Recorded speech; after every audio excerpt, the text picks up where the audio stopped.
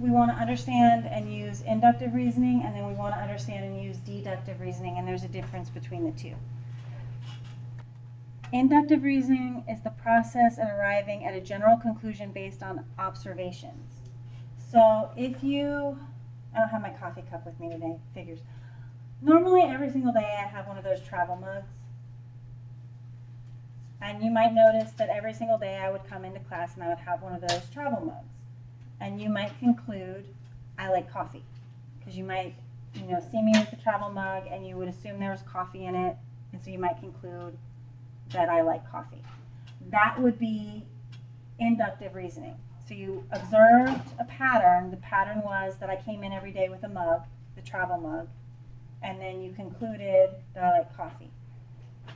Now, the thing with inductive reasoning, because it's based on observations, it's not always 100% true or valid. I might have a travel coffee mug, but there could be orange juice in it, or tea, or milk, or anything, right? You're not seeing inside the mug, you're just seeing the mug. You're assuming that it has coffee in it because it's a travel coffee mug, and so you assume I like coffee, but maybe I hate coffee and I'm drinking juice every day. Okay, so inductive reasoning is not always solid. Does that make sense? Okay, so when we use inductive reasoning, we come to what's called a conjecture or a hypothesis, which is a conclusion or an educated guess. So in that coffee mug example, Miss Ayton likes coffee would be your conjecture. Okay. Like I said, these are not necessarily true.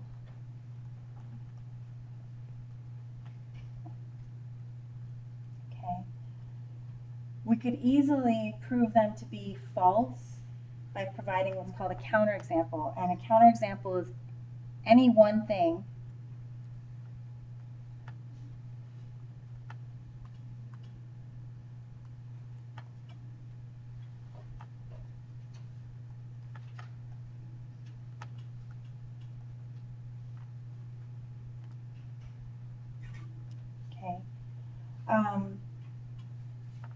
So let's go back to the coffee mug example. So let's say I come in every day and I have a travel mug every day, and you see me with a travel mug every day, and so you come to the conclusion that I drink coffee every day. A counterexample would be if you open the mug one day and there's water in it. Because I'm drinking water, that proves that I don't drink coffee every single day. And it can be any one thing. As soon as you find one example that proves the statement false, the whole statement is false. You only need one counterexample.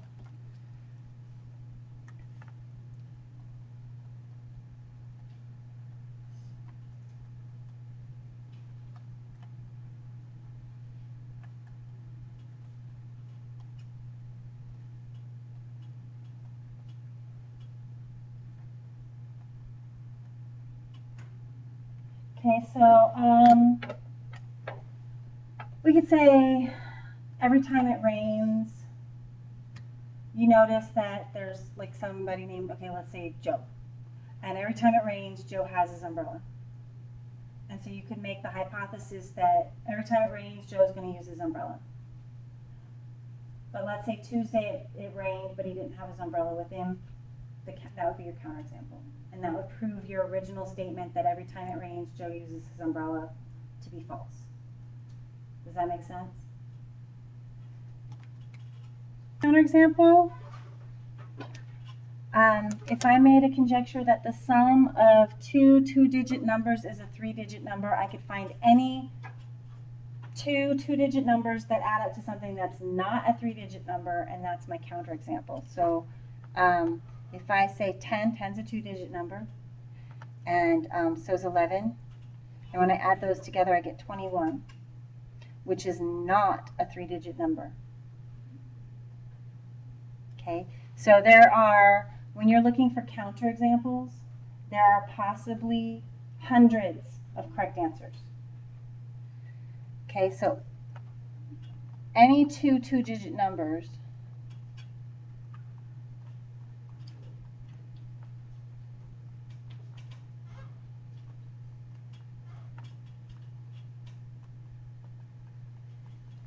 so I could do 20 and 35. I mean, there's tons of possibilities, right? So if you can find any counterexample that proves the statement false, you are correct. It does not have to be a certain specific counterexample. Like I picked 10 and 11. If you picked 20 and 30, you would not be wrong. Does that make sense? The product of two-digit numbers is a three-digit number.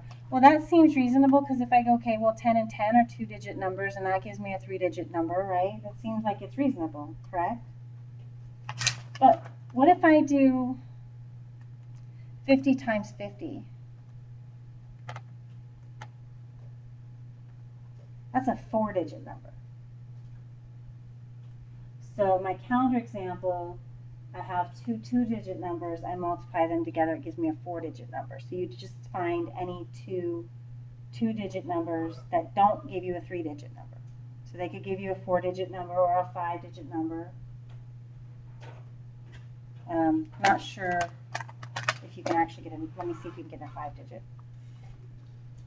No, you can only get a four-digit. 99 times 99 gives me a four-digit. Does that make sense?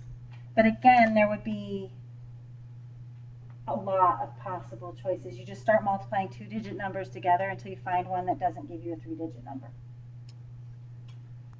There are two kinds of inductive arguments. There are strong inductive arguments and there are weak inductive arguments. Strong inductive arguments are more likely to be true. Okay? Now, here's a strong inductive argument. It says in a random sample of 380,000 freshmen at 772 four-year colleges, 25% said that they frequently came to class without completing the readings or the assignments. From that information, we can conclude that there's a 95% probability that between 24.84 and 25.25% of all college freshmen frequently came to class unprepared. Okay, so why this is a strong inductive argument? Okay, we have, hold on, let me highlight this. We have a random sample of 380,000 people. So the first, whoa, sorry about that. So the first thing is we have a large random sample. Wrong pen.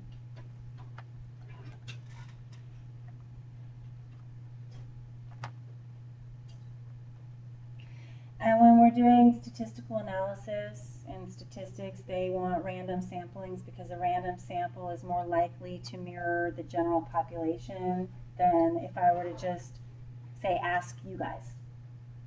You would not necessarily mirror the general population of all, like say, liberal arts math students across the country. We need a, you need a bigger sample and from different geographical regions, and there's a lot of things that come into play with that. But there's a large random sample that makes it a stronger argument. The other thing, we have 772 four-year colleges, so we have a large geographic area probably.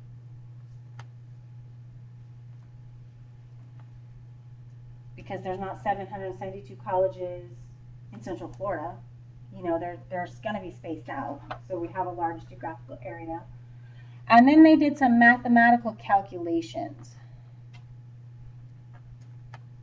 Now they're not showing us the math on this particular one, but to find a 95% probability and then a percent range, there has been some statistical analysis conducted here.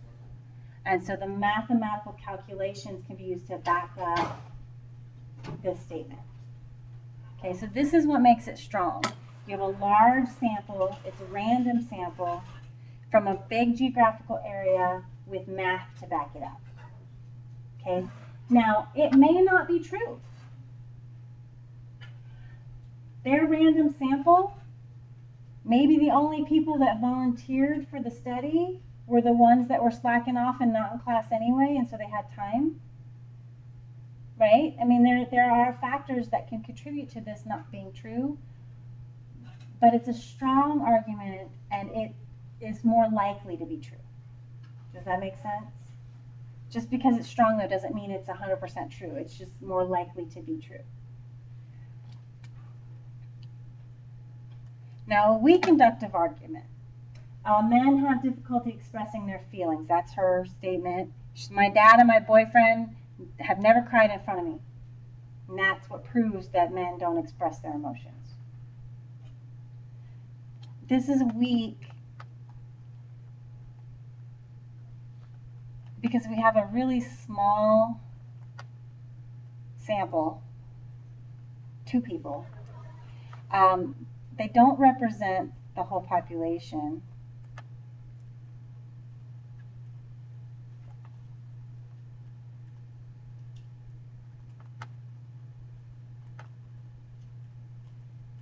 I mean, it's her dad and her boyfriend. That's 2 people. And if you believe the stereotype, her boyfriend's probably like her dad anyway, right? That's what they say. People date. They say girls date guys that are like their father, and then guys date girls that are like their mother. I don't know if it's true or not, but that's what they say. But it's not representative of the whole general male population. 2 men are not going to represent the whole population, right? So it's a small sample. It's not representative of the general male population. And they didn't cry does not equal can't express feelings.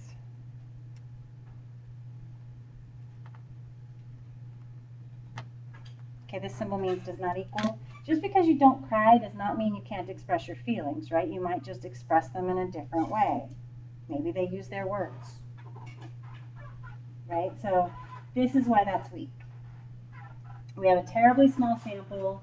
It doesn't represent the general population. And the fact that they don't cry doesn't mean anything about how they can or can't express their emotions. They're just, okay, so they don't cry in front of you. It doesn't mean anything, right? Does that make sense? Okay, so a weak inductive argument is more likely to be false. Okay, so you have your strong argument is more likely to be true. And you have your weak argument is more likely false. We are going to use inductive reasoning, which is just pattern recognition. So if the words inductive reasoning sound scary, we're going to do pattern recognition. Okay, and we're looking for a series of numbers, and we're going to find which number comes next. The first thing we want to do is try adding and see if you add the same amount each time or if there's a pattern in the adding. And if the adding doesn't work, then we try multiplying. And if that doesn't work, we try something else. But always try adding first. That's easiest. So to get from a 3 to a 12, I add 9. And to get from a 12 to a 21, I add 9. And 21 to 30. Okay, so I'm going to say that my pattern is that I add 9 each time.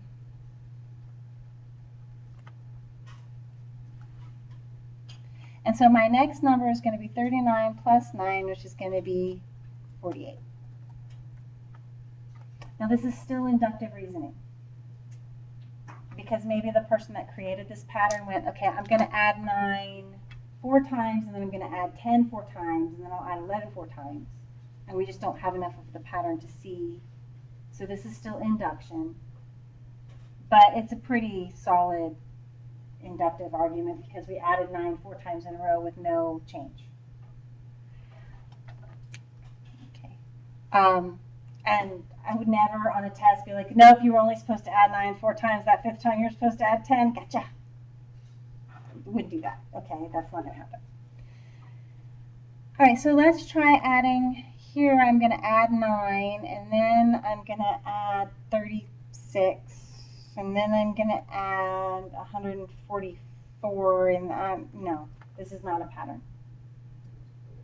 Now, these are perfect squares. 9 is a perfect square, and 36 is a perfect square, and 144 is a perfect square. And so I might say, well, this is 3 squared, and then 6 squared, and then 12 squared. Maybe I could turn that into a pattern.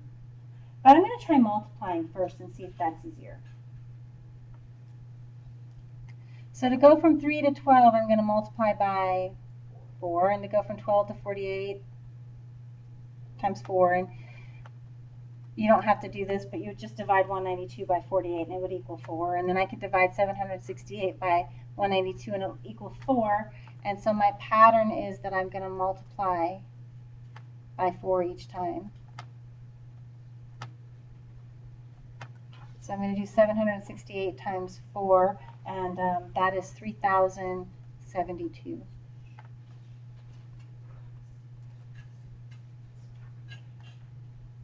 Sometimes the pattern is not a repeating pattern, but it's still a pattern.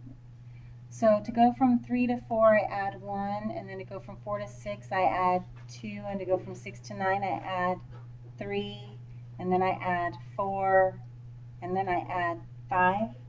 So it's not a repeating where I'm adding the same thing every time, but it's still a pattern. I'm adding one more every time.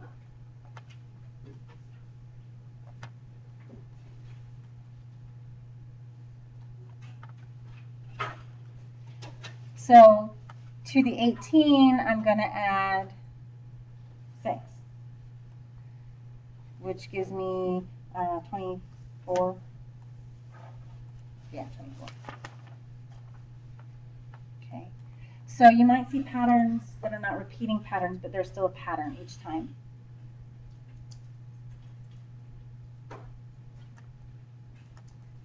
All right. 3 to 6 is times 2. Oh, sorry, I forgot. We try adding first. I got ahead of myself. Plus 3, plus 12, plus 18, plus, no, it's not going to be that one. But if I do the multiplication, I have times 2, times 3, times 2, times 3, times 2. And the way I figured that out is I did 6 divided by 3 is 2, 18 divided by 6 is 3, 36 divided by 18 is 2, 108 divided by 36 is 3, and then 216 divided by 108 is 2. And so I'm alternating 3's and 2's. Okay, so